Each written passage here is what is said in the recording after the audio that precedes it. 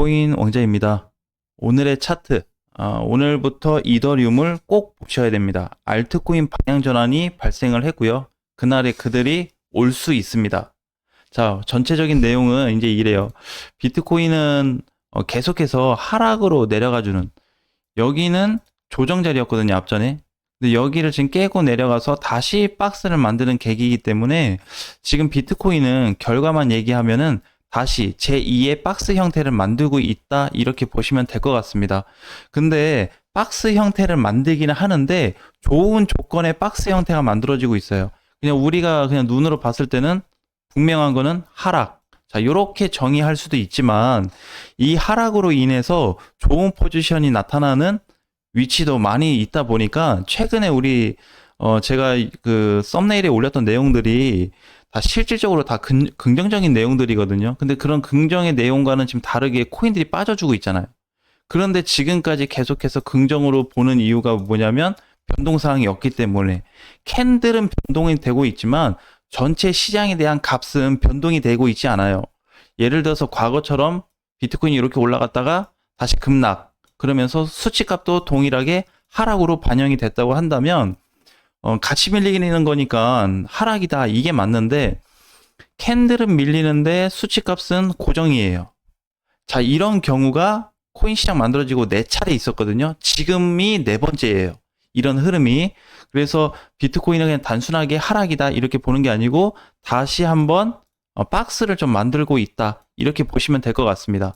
근데 얘는 이제 종가상 오늘 1.6% 빠지면서 장중에는 8,950만 원까지 갔어요. 9천이 약간 깨졌는데 이거 반면에 이더리움은 라인을 잘 지켜주고 있습니다. 어제 저가가 486만 원까지 빠지긴 했지만 종가로는 495만 원. 그래서 보합에서 끝이 났어요. 마이너스 0.3%에 빠졌죠.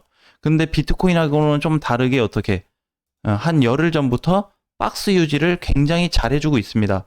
자, 이거에 대한 첫 상승 포지션이 오늘 나타나기 시작한 거예요. 그래서 오늘부터는 이더리움과 비트코인은 자리를 좀 잡아가는 구간에 있기 때문에 본격적으로 반등이 최소한의 1에서 2%, 3%가 나오기 전까지는 이더리움과 알트코인을 보는 게 지금은 더 맞을 수 있다. 이게 순번이 보면은 중간에 알트가 있고요. 여기 앞에서 이제 비트냐 이더냐, 얘네가 지금 왔다 갔다 하고 있어요. 비트는 지금 이제 조정 단계이기 때문에 조금 더 봐야 되고, 이더가 상승 변환을 줬기 때문에 지금은 요렇게 좀 보자.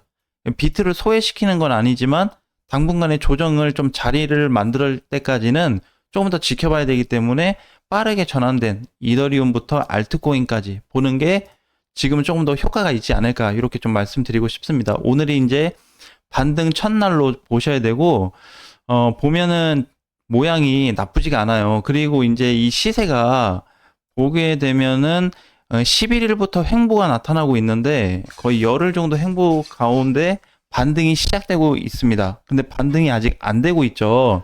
본격적으로 뭐가 이렇게 상단까지는 올라와줘야 올라왔다라고 보는데 아마 이번에 510 또는 510 초반 자리, 한 5일 전에 올라갔었던 이 라인 자리까지 올라올 수 있는 포지션이 만들어졌어요.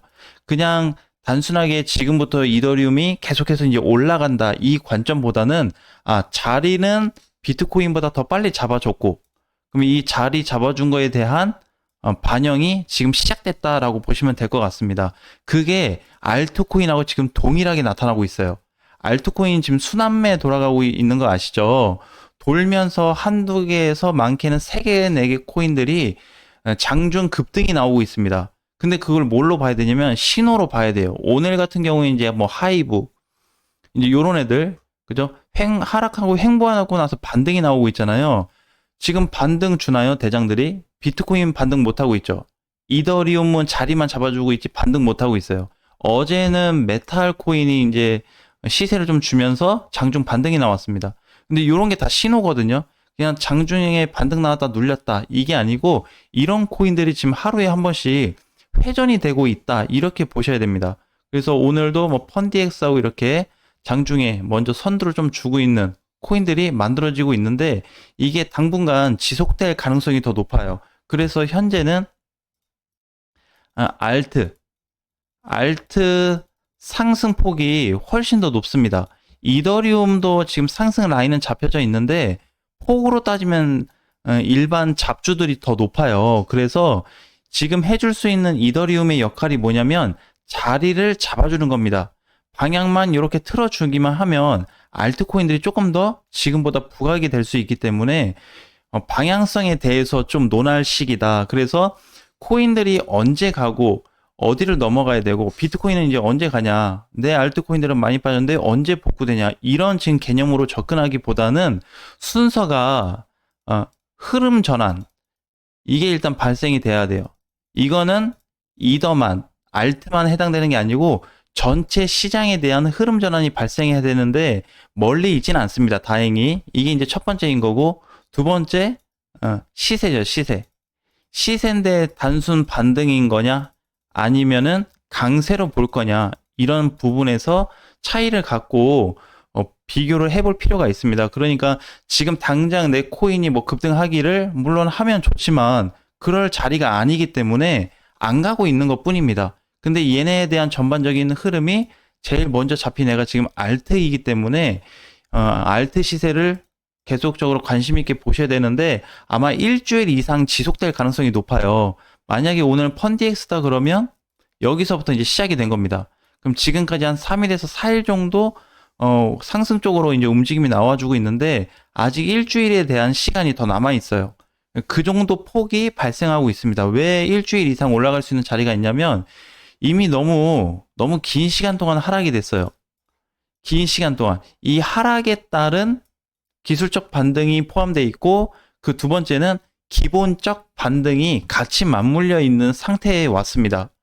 그러니까 지금 짬뽕이 됐어요. 그래서 알트코인들이 지금 대장들보다 펌핑률이 더 좋은 겁니다. 그리고 메이저 코인들보다도 지금 잡주 코인들이 펌핑률이 더 좋아요. 그렇기 때문에 이미 이 공간에서 다 하락 쪽으로 강하게 맞물렸다가 이게 상승 쪽으로 전환된 케이스가 현재 알트코인들이다라고 보시면 될 것 같습니다. 자, 그래서 이제 시총과 상관없이 무관하게 봐야 되는데 문제는 수급이에요, 수급. 이게 이제 전체적인 시장의 좀 문제거리로 보여지는데 이게 왜 문제가 되냐면 기본적으로 거래대금으로 기준을 했을 때 비트코인은 항상 2천억에서 3천억, 4천억 정도가 거래가 돼요. 평균치가. 근데 그 이하로 보게 되면 오늘 기준에서 보니까 이제 시총이 그나마 이제 솔라나부터 좀 잡혀 있어요. 이하로. 보면은 거래 대금이 1,000억이 넘어가는 코인이 비트코인 하나밖에 없습니다. 자, 이렇게 됐다는 거는 지금 뭐가 되냐면 시장에 수급적인 문제가 발생하고 있다, 이렇게 보셔야 돼요. 그럼 이제 저 수급에 대한 부분을 뭘로 봐야 되냐면 알트코인들이 수급이 세져야 된다, 이런 개념보다는 오히려 수급이 이렇게 줄어들었다면 비트코인이 압도적인 수급을 유지할 수 있거나 갑작스러운 수급이 들어와 주면서 시장 분위기를 전환시킬 수 있는 기회로 봐야 된다라는 거예요. 왜? 지금 솔라나도 사실 좋은 코인으로 분류가 돼 있고 그 이하 코인들도 다 좋은데 지금 1,000억 이상이 거래가 안 되고 있어요. 그러면 지금 코인 시장은 침체됐다, 이렇게 봐야 되거든요. 침체가 되더라도 일부 코인한테 수급이 전환이 돼요. 수급이 강세로 간다든지 조용했던 코인들, 아니면 비트코인 케이스에는 지금 비트코인도 많이 줄었죠. 3, 4천대인데 지금 2,400억 정도 거래가 되고 있으니까 비트코인도 한 줄긴 했어요. 근데 이런 전반적인 흐름이 지금 비트한테 쏠릴 가능성도 열어놔야 된다는 거예요. 근데 이번에 이제 문제가 뭐냐면 알트코인 반등 시기라고 했는데 이게 길면은 일주일 정도 나올 수가 있는데 알트한테 지금 수급이 없습니다. 최근에 반등이 세게 나왔었던 온톨로지 가스 케이스도 이렇게 보면 최근 하락 대비해서만 거래가 좀 센 것 뿐이지 전체적인 거래로 놓고 보면 이번에 들어왔던 수급은 그렇게 강한 수급은 아니에요. 그래서 이렇게 그냥 방향 전환 있죠. 방향 전환만 될 수 있는. 그래서 이번에 알트코인들이 온톨로지 가스와 같은 이런 형태의 상승폭을 만들어 줄 거다라는 겁니다. 그러면 이제 기본적으로 6월 초 첫째 주에서 둘째 주에 밀렸던 그 구간까지 반등이 나올 가능성이 높다. 자, 그렇기 때문에 예를 들어서 뭐 시총이 좀 하방 쪽으로 거래대금도 좀 약한 코인을 그냥 본다면 최소한의 이 코인 같은 경우는 썬더 코인은 5.5 라인에는 최소한 와줘야 돼요. 5.5에서 5.3 라인에. 그러면 방금 전에 봤었던 온톨로지 가스와 같은 위치로 반등이 나왔다라고 볼 수가 있습니다. 자, 근데 여기서 중요한 게 뭐냐면 알트코인들이 반등 시점을 주고 있잖아요. 이 사이에 비트코인하고 이더리움이 돌아설 수 있다라는 게 가장 베스트 내용입니다. 그게 왜 그러냐면 분명히 아까 이제 초반에 얘기했던 게 비트코인은 조정 구간이다 이랬잖아요. 근데 결국엔 뭐라 그랬죠? 여기가 박스 자리. 지금 이더리움은 이제 여기부터 지금까지 박스 구간이고, 그러면 전체적으로 봤을 때 대장들은 범위가 어디에 속해 있냐? 박스에 해당이 돼 있는데 이게 빠르게 이더리움이 먼저 바뀐 것 뿐이에요. 근데 비트코인도 이더리움하고 거의 위치가 상승으로 바뀔 위치가 그렇게 멀진 않아요. 이더리움이 이제 100이라고 했을 때 비트는 위치가 한 85 정도 되거든요. 그래봐야 많이 차이 안 나요. 그럼 이더리움이 지금 상승 라인으로 바뀌었기 때문에 조금 있으면 비트도 같이 바뀔 수 있다라는 구간으로 전체 시장 회전율까지 계산해야 돼요. 그러니까 적게는 알트 반등부터 해가지고 크게는 비트 이더에 대한 동시 상승 전환까지 봤을 때 시장이 갑작스럽게 터질 수 있다라는 점. 왜?